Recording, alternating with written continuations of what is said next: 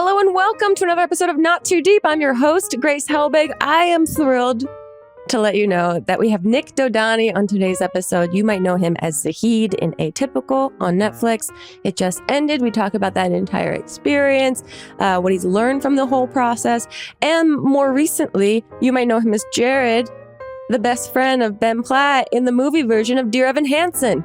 We talk about what it was like to feel like an imposter on that set, having no real music experience, and what it was like to film and get the role in the middle of the pandemic. We talk a lot about mental health. We also talk about his brief foray in college into the world of politics, which obviously led him into the comedy and acting position that he's in now. And we also talk about his desire to want to do potentially more stand-up.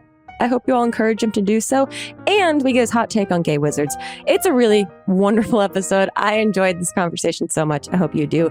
Enjoy this episode of Not Too Deep with Nik Dodani.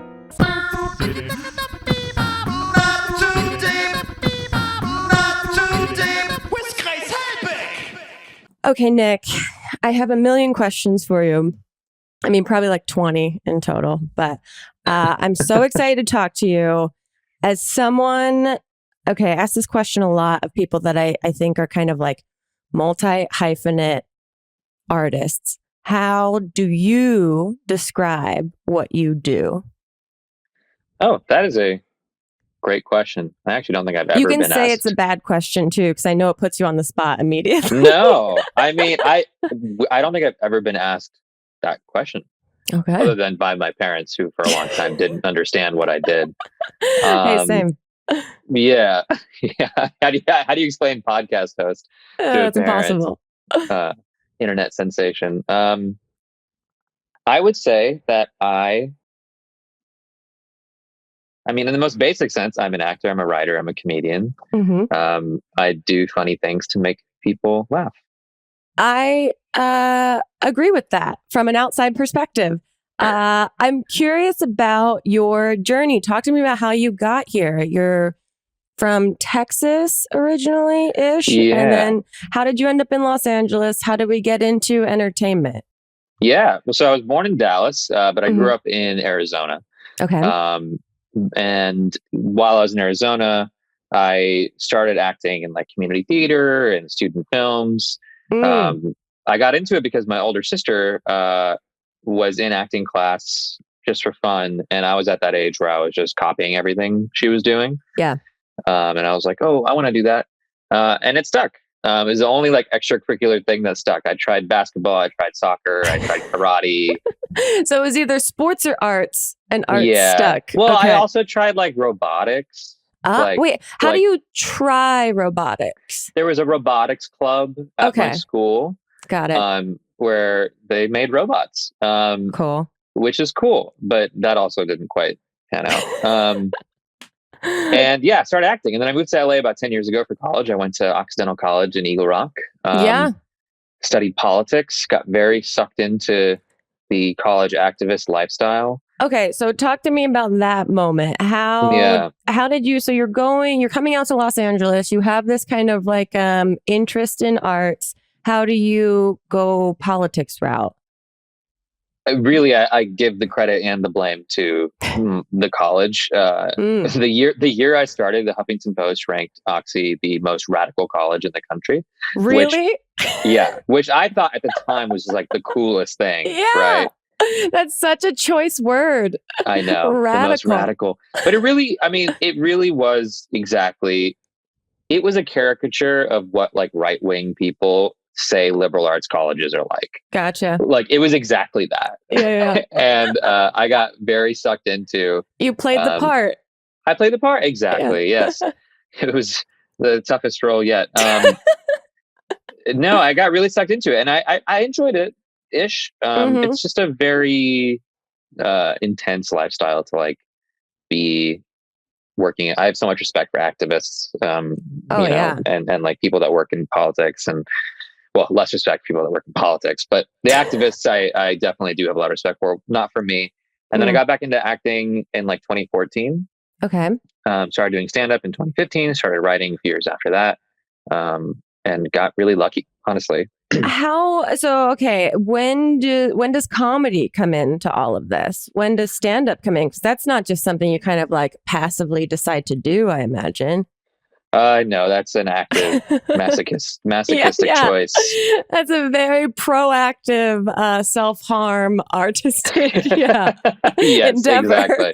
Oh, for sure. It was my last semester of college. I hated school. I wasn't really getting work as an actor, and I just wanted to do something. And I, have loved stand-up since I was really young, and I was like, "Fuck it, I'm gonna try." I signed up for a class taught by this really incredible guy named Jerry Katzman, who is a former comedian and magician who taught a class out of a church in Santa Monica. All of this sounds perfect. Is he still teaching? Perfect. Can I sign up? Absolutely. Really? Oh yeah. I don't know if it's in person yet again, but sure. he really taught me so much. And that was 2015. And then I started doing stand-up a lot for a few years. And then in 2018, I was lucky enough to do stand-up on Colbert. Yeah. And after that, I said, I'm going to take a 1 month break. A 1 month break. Okay. It's now been 3 years. From stand-up, you mean? From stand-up, yeah. Okay. But you've been doing comedic and funny things in between. Yeah. Yeah. Is there a itch in your brain to get back out and do stand-up? Definitely. Have you been working on material? I write jokes and ideas. I have a lot of half-baked crap in my phone. Great. That I think I can maybe turn into actual material someday. Yeah.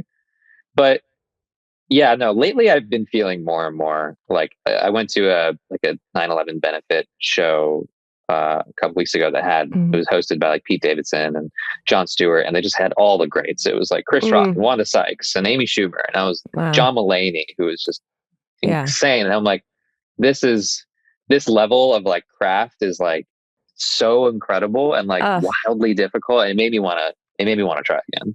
It feels like you put yourself in positions to attempt these very difficult things. So it seems like, politics included, that it feels like this might be on your docket.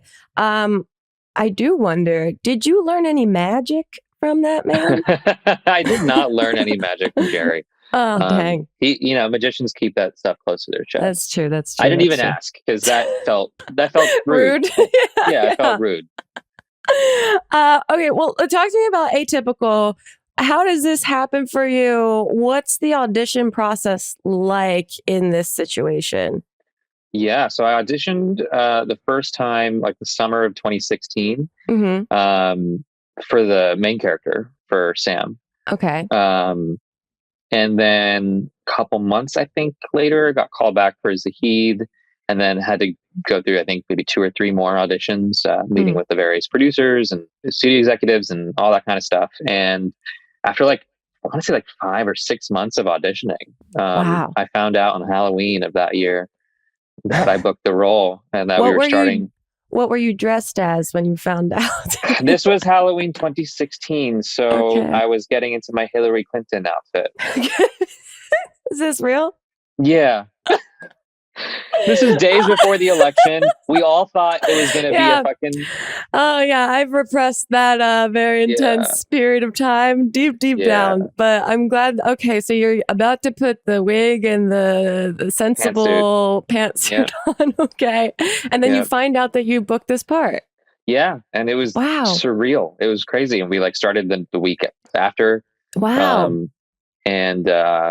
I knew Keir, who plays Sam, prior. We worked on a movie together, and we had a lot of mutual friends. And but I didn't tell him that I booked the role, and so I just walked in the table read to surprise him, and it was really nice. And he's a sweetheart, and it was honestly a dream come true to be able to do that. It's an incredible show, and it's truly, you guys just finished your final season. How has the impact been on you? Have you been able to process it? Because it is truly a remarkable show that's, affects a lot of people and is able to showcase, stories and narratives that deserve to be showcased the way they are, not like handled with such kid gloves, you know? Yeah. Well, thank you. I feel like I'm still processing it. It's a surreal thing to be a part of a show generally, right? To Sure. be on a TV show. It's just like weird and crazy and fun and cool and scary. But to be a part of a show that means so much to a lot of people in the autism community, Yeah. is just extra special. I feel like I've become just a better person by doing the show. I've become a better communicator. I've become more empathetic. I've become just, my understanding of neurodivergence is so much greater. And that's really a testament to the community of fans that love the show. That being said, I do always want to acknowledge that like not the whole autism community loves the show. Sure. It definitely has its very fair criticisms. Like we didn't have any writers on the spectrum. We didn't have any series regulars on the spectrum. We didn't have any full-time autism consultants on set. So, there's both good and bad. Sure. So it's also been a huge learning experience in that regard of like, it's helped me like, yeah, all you can do is really be open to listening to that kind of criticism and to understand where it comes from. Yeah. I mean, listen, if we're making a show about a community that it hasn't been represented, like the community should be involved, right? Like that is a huge lesson that I've taken away from it. And like, that's something I've always believed, as a queer person of color, I'm always like, if your show is about queer people, make sure you have queer people. You know what I mean? If the movie's about, if it's Mulan, like fucking have some Chinese people involved in the production. And the same goes for, neurodivergent people. Well, like you said, it's a testament to the community, but also the ability to be able to listen and kind of like learn from all of it, without kind of like judgment or defensiveness in any way. I feel like that's just like the lesson for the internet in general about everything. Yeah. I think getting defensive is an easy way to react. Yeah. Like but I think what I have learned through this is that it's not like a personal attack, right? Like these conversations about representation are about systemic issues, and it's about like genuine, real inclusion, not like, not diversity and inclusion in a corporate sense, but like a real, authentic, radical sense. Like, what does that look like? Like, if people are making money off a show about autism, people with autism should be making money off the show. Very true. Can we talk about, on that note, the Salon? Yeah. Absolutely. For people that don't know, what is that? So the Salon is a group I co-founded a couple years ago with my friends Bash Naran and Vinny Chipper.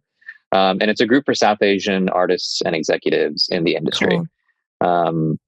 We have been and continue to be so inspired by what the Black and Latinx communities have done in Hollywood in terms of organizing, supporting one another, financing each other's shit, hiring each other, that we wanted to create something similar for the South Asian community. And so really our goal was just to bring together, because we all knew a bunch of South Asian folks kind of scattered across the industry, but like we realized we don't all know each other. Sure. And so the goal was to bring together folks with influence, with power, together, just so that we can be aware of what we're doing and find ways to collaborate. And it's been really cool to just have community. We have these events where it's just all brown people, and like these Zoom meetings where we have 50 squares, and it's just, the most incredible directors and writers and actors who are doing incredible things, and everybody is South Asian. And it's just it's been a really cool experience to be able to do that. That's awesome. And the goal is just to, like you said, collaborate with each other and create art together.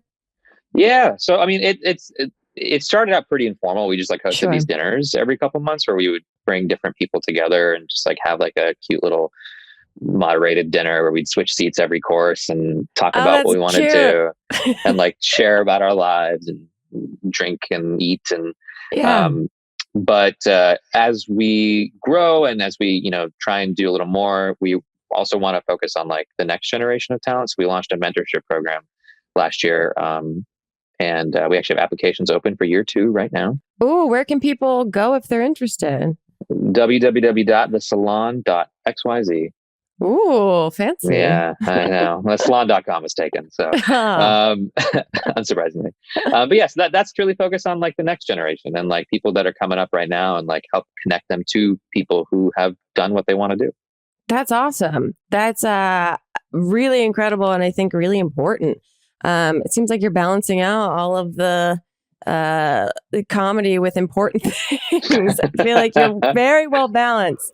Okay, we're going to take a quick break and then we have to talk about Dear Evan Hansen, obviously. And I also want to talk to you a little bit about gay wizards. So we'll be right back with more Not Too Deep. Not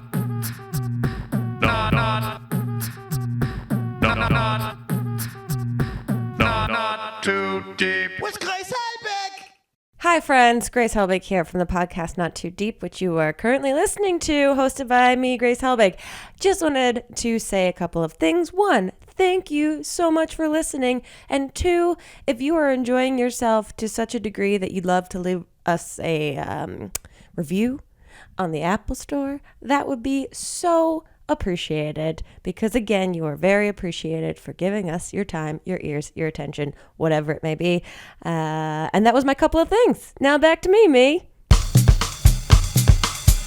All right, we're back in, Nick. I want to talk to you about Dear Evan Hansen. How this happened? Had you seen the production before? Talk to me through all of this. I have not seen it on stage, sadly. I was familiar with the music, but I hadn't seen it on stage. I did watch the bootleg with Ben Platt. You're allowed to say that. Yeah, this is a safe space. Yeah, I said it on stage during a panel yesterday. And, so it's already out there. It's out there. I got a mixed response, which is why I'm being hesitant, but fuck it, whatever. Broadway's not really accessible. Look, I haven't seen the production. I've seen the film. It's fantastic. You're wonderful in it. Thank you. I have not seen the Broadway production. So to be able to compare or contrast the two, I can't really do that. Fair. Broadway is far away and expensive. Yeah, that's true. But no, I was obsessed with the music. And after seeing the bootleg, I was like, holy shit, like Ben Platt is a phenomenon. I mean, like all the hype is real, right? Like the awards and the hype, it's all very, very deserved. And so when I found out that I got the role, I honestly was just freaking out. It was also last summer, in 2020, I was depressed. I was anxious. I was isolated. Wait, you found out in summer 2020 that you had gotten this role? Yeah, I found out in August of 2020. Yeah. Wow. What a strange time to add more of a fever dream to your life. Truly. But it was, fitting for the film because it's about depression and isolation and anxiety. Like it was a tonic for me. Like, they whisked me away to Atlanta to shoot the film. And it was just so huge in terms of like my mental health at the time. Yeah. And being able to do a story about mental health was also just a really surreal experience. And then also to work with the cast that this movie has was wild. When you're going in for an audition for something like this, how do you even prepare? Because it's a pre-existing, like entity. And also it's, a homogenous musical movie situation. Yeah. Well, so there were a couple scenes and I had to pick a song to sing. Ooh. And anything you wanted? Anything I wanted. What did you choose? I picked I Know Him from Hamilton, which is the King's final song, originally performed by Jonathan Groff. It's very funny. It's very silly. Yeah. It's short. There you go. And I had my friend Nisha Asnani, who's a really incredible singer, performer, songwriter. She coached me because I don't sing at all. Really? Yeah, I'm not a good singer. And she coached me a bunch for the audition, just for that one song. And I went in, I did the scenes, did the song. I think a week or two later, they called me back in, same thing. Did the scenes again, did the songs for the director and the producer, one of the producers. And then months and months and months went by and I didn't hear anything. And I was like, all right, well, yeah, I'll let that one go. And then in August, I found out. And it was honestly just a crazy, crazy thing. How do you let go of a part after you audition? Do you just truly put it out of your mind and tell yourself that it's not going to happen? Yeah. I mean, most of the time I'm able to just be like moving forward, don't think about it. But this one, like, I would check in with my agent every couple weeks, being like, "Have we heard anything about Evan Hansen? Anything? Door's not Any officially notes?" closed. Okay. Yeah.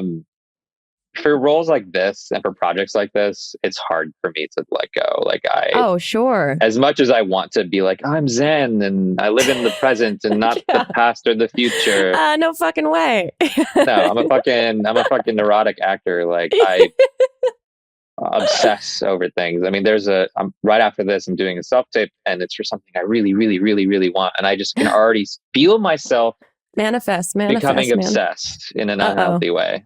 Yeah. Okay. Well, in that sense, is there something or some things that you do for self-care? Weren't you learning saxophone? Is that something that you did in the pandemic? I did briefly. I appreciate that honesty. Briefly. It's hard to be bad at the saxophone when you live in an apartment building.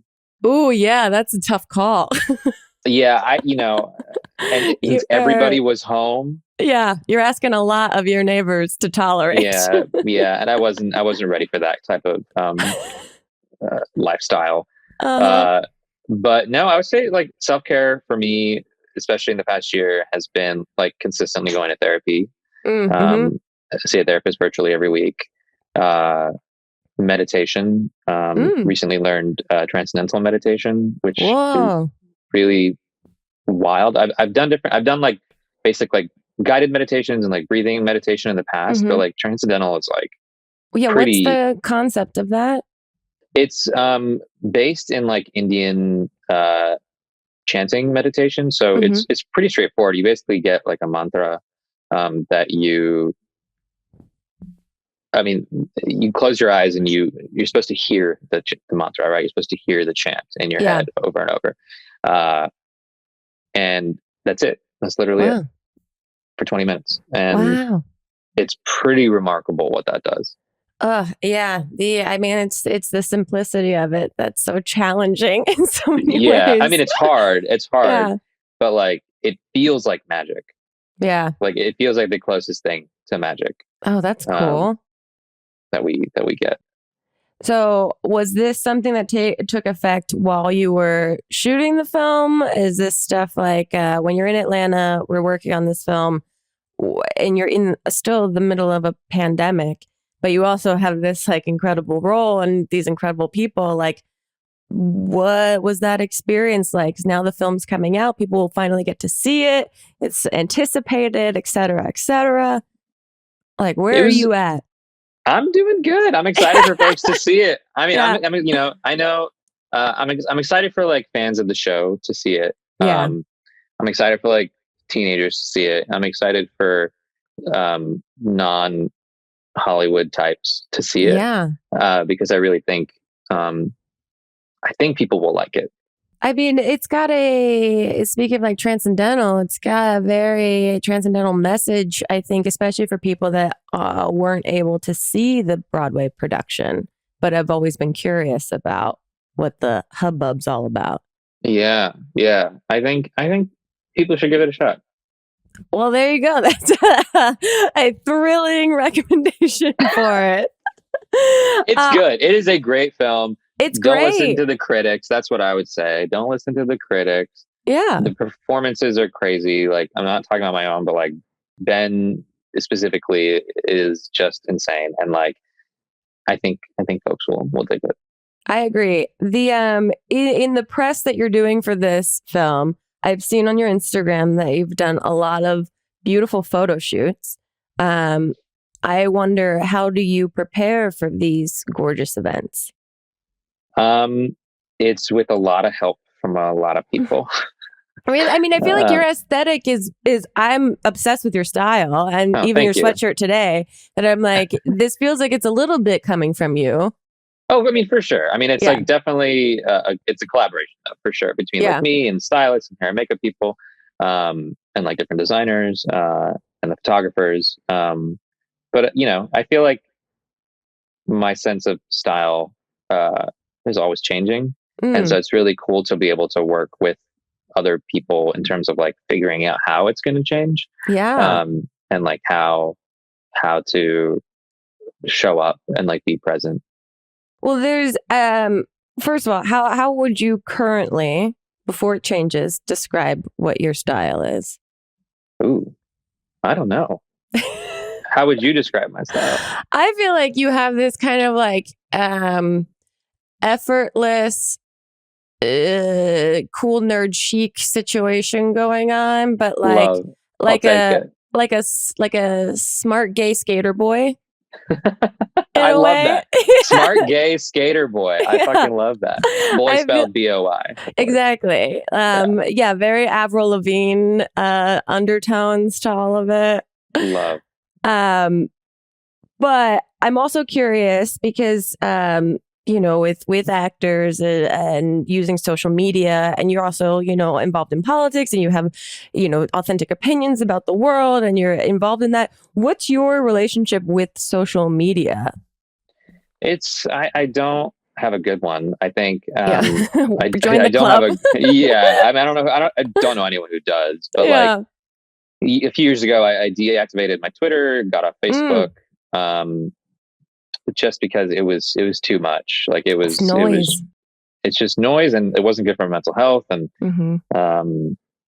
after like Trump's election, it got even worse. And I was just like, I can't do this. I stayed on Instagram, and I'm still on Instagram. There are days when I delete the app from my phone. Just so I don't even have it. I mean, for me, it's like an addiction, right? Like the first step is to get the drugs out of the house. No, I'm right there with you, truly. Yeah. And so I delete the app for days at a time. And, when I'm not like promoting something, I take some time off from posting and just kind of just consume, or sometimes just neither.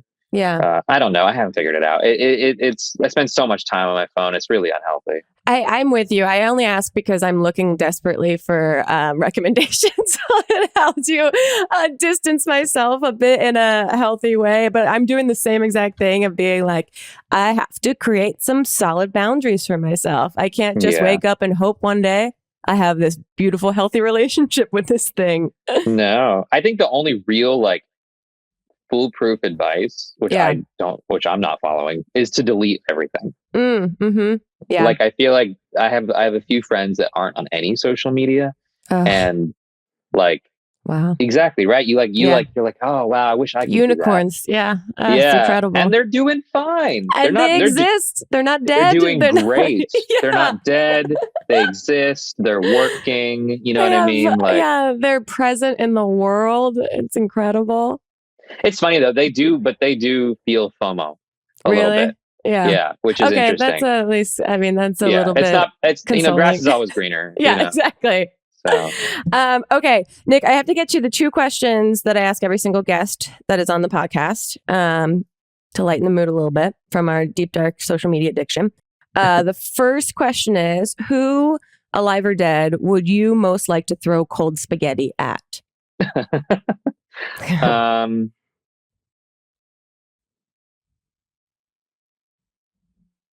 Very serious question.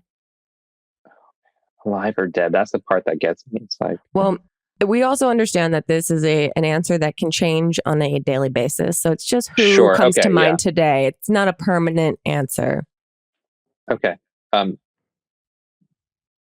going to go with Michelle Obama. Oh, okay. And not because I dislike her. I love her. Of course.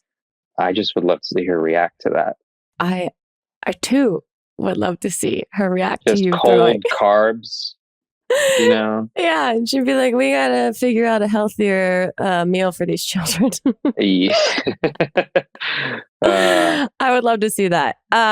Okay, we won't investigate that too deeply. The other question I ask every single guest is to tell us your worst pants shitting story or a bathroom emergency situation. However, you can only use 3 words or 3 small phrases to describe the event. Okay. So, for example, mine is college, jogging, front lawn. Yeah. Okay. Mine's going to have to be coffee, car,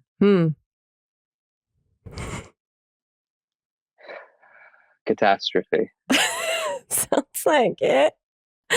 And of course, there's always no follow-up questions to that question. We'll let everyone sort of paint beautiful pictures in their minds. Okay, and now we have a section of the podcast called Deep and Hot, where I have a deep question prepared for you. And also, I'm curious about your hot take on a topic that we have prepared for you.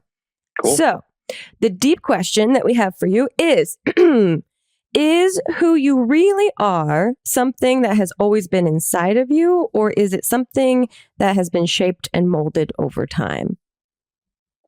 I would say both. I think there is a kernel to our authentic selves that comes with us from the minute we're born. And then I think there's a whole lot of influence from the outside world, starting with your parents and your peers and your family and everything childhood.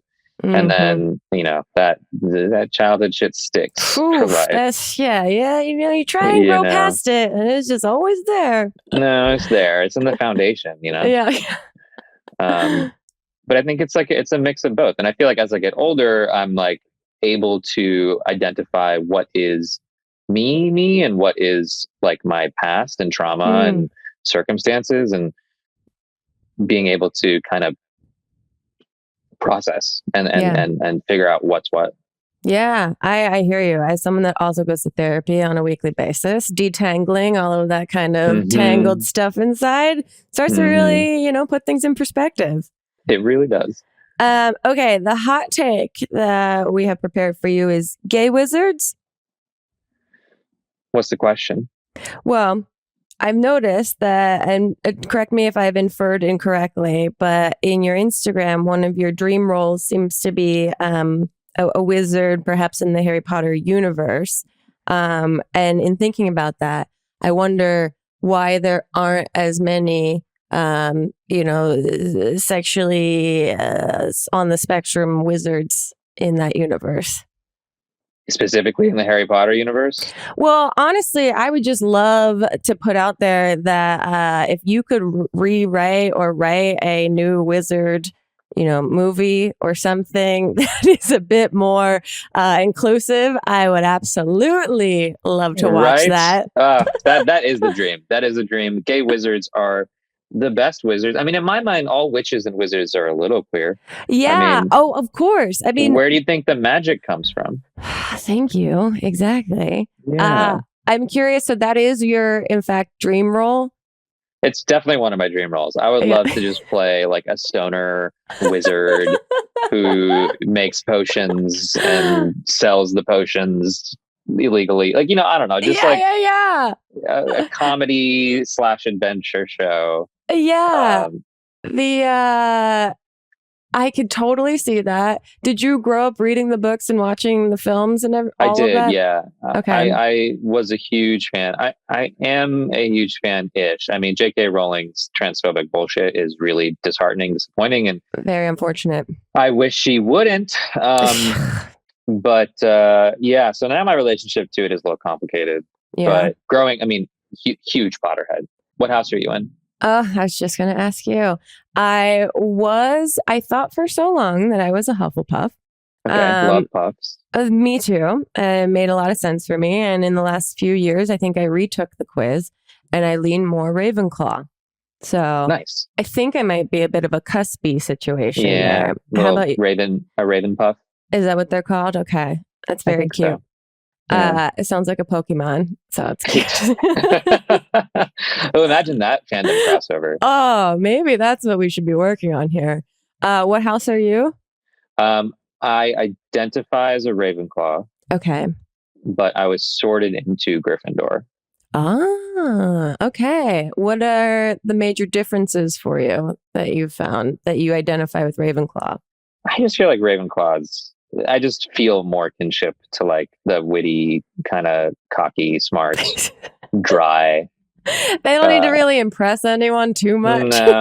No, they're not as foolish as Gryffindor. Yeah, you guys go be courageous. We'll be back here commenting on it the whole time. My boyfriend thinks that I'm a little bit Slytherin, though, which I think is...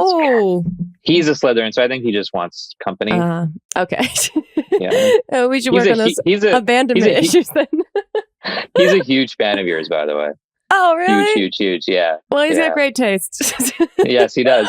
Clearly. I mean, he's a fan of yours and mine. I mean, and he's a Slytherin? Wow. Yeah. Oh, much to unpack there. You guys can never break up now, just so you know. I know. I'll marry you if you need it. We can Are you go to ordained? the college. No, but I've wanted a reason to get ordained so badly. Perfect. Yeah. So if that could happen, that'd be great. I'm here. On that note, we're going to take one last break. When we get back, you and I will work together to give some completely unprofessional advice to a reader / listener that has written into us. We'll be right back with more Not Too Deep.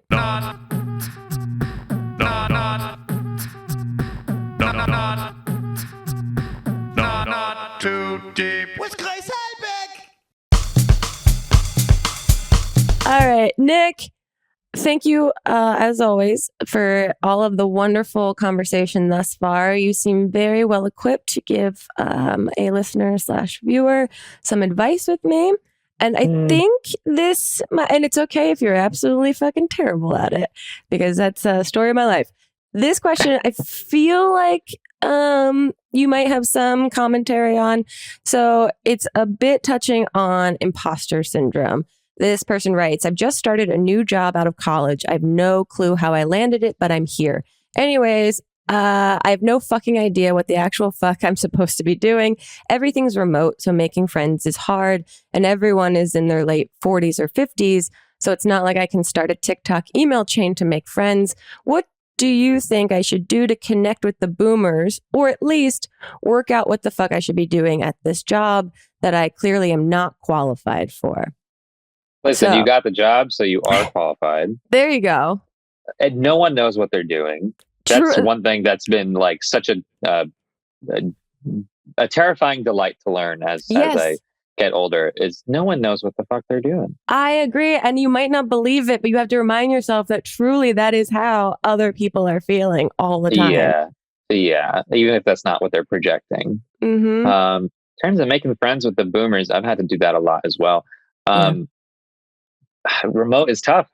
I would say just like set up like one-on-one Zoom coffees just to like get to know, and like come with like specific questions, ask about their lives. People love to talk about themselves. Yeah, if they have kids, if they have pets, all the safe territories. I do think that that's like a huge piece of advice, to not approach them as a group of boomers, but to, single them out. Yeah, I think one-on-one is great. And like, ask for advice if you feel comfortable, especially if they're older. I mean, like, people love getting asked for advice. It may not be good advice, but at least you'll get to connect and have a conversation. And look at us here doing this. Yes, maybe you'll find a mentor. Very true. So what do you do? Like, if you're going to, let's say you book a part and you are like, oh my God, I don't know how I did this. I'm so happy, but like, wow. And you're going to set and it's overwhelming and you're like, do I stack up? Like, is there anything that you tell yourself or anything that you do specifically, or you just kind of throw yourself into it? Well, Dear Evan Hansen was very much that for me. I was like, I don't sing, I don't dance. I'm not of the same caliber as Ben Platt and Julianne Moore and Amy Adams, right?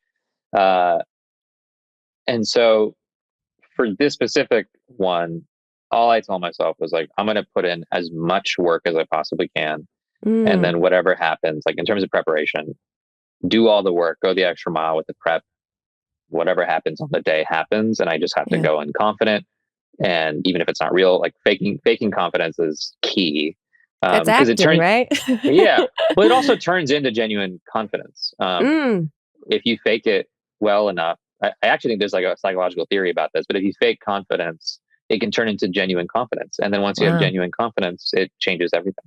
Wow. And humility. And also just like owning up to your mistakes, right? Like, if you fuck up, own up to it. If you're, not firing at 100%, like own up to it.